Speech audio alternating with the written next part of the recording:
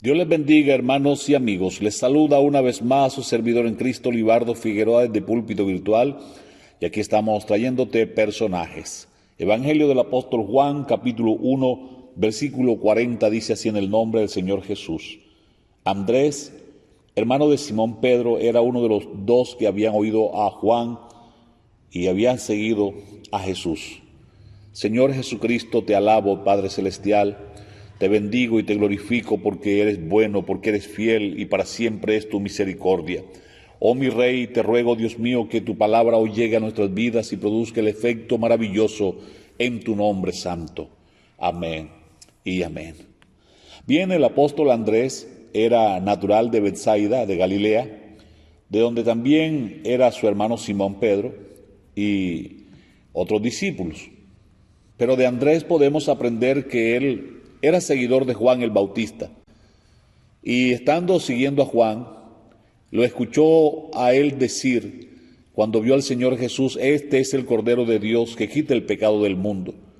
Desde entonces Andrés dejó a Juan y comenzó a seguir al Señor Jesús. Dice la Biblia que cuando el Señor Jesús observó que Juan le seguía, que Andrés, le seguía, les preguntó: ¿a quién buscan?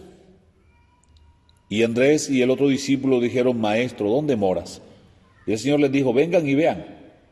Y se fueron con el Señor Jesús y se quedaron con él aquel día, porque ya era la hora 10:00.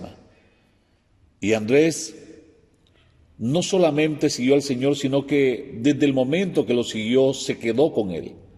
¿Qué notó Andrés en el Señor Jesús? ¿Qué encontró Andrés en el Señor Jesús? Que no lo dudó. No tomó tiempo para pensarlo, se decidió enseguida, lo llamó su maestro, y no contento con eso, fue hasta su hermano, versículo 41 de Juan 1. Este halló primero a su hermano Simón y le dijo: hemos hallado al Mesías, que traducido es el Cristo. Tenía certeza de que era el Cristo, no solamente por lo que Juan había dicho, sino porque ahora él había tenido un encuentro con el Señor Jesús.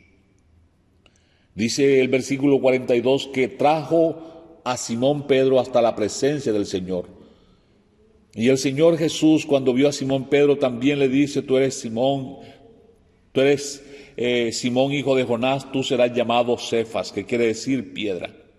Hermano querido, hermana querida, Dios hoy necesita hombres y mujeres como Andrés, sencillos, que no cuestionen la palabra, que le crean, que le obedezcan, que anden con él, pero que también se involucren en la obra del Señor como lo hizo Andrés. Dice la Escritura que en aquella ocasión, cuando el Señor hizo el milagro de multiplicar el alimento, fue Andrés, según Juan capítulo 12, los versículos 20 al 22, el que dijo: Señor, aquí hay un muchacho que tiene su porción de comida, unos panecillos y 2 peces, o 2 pececillos y unos panes. Y aquello que Andrés sabía, trajo al muchacho hasta el Señor, y el Señor realizó el milagro, según Juan 6:8. Fue Andrés el mismo que tomó de aquella canasta y le repartió a la multitud, sabiendo que llevaba una sola porción, pero de regreso traían una canasta llena. Fue Andrés el mismo que en una ocasión dice la Biblia que unos griegos querían hablar con el Señor Jesús, pero no podían porque la multitud estaba alrededor de la casa y era imposible llegar hasta donde estaba el Señor.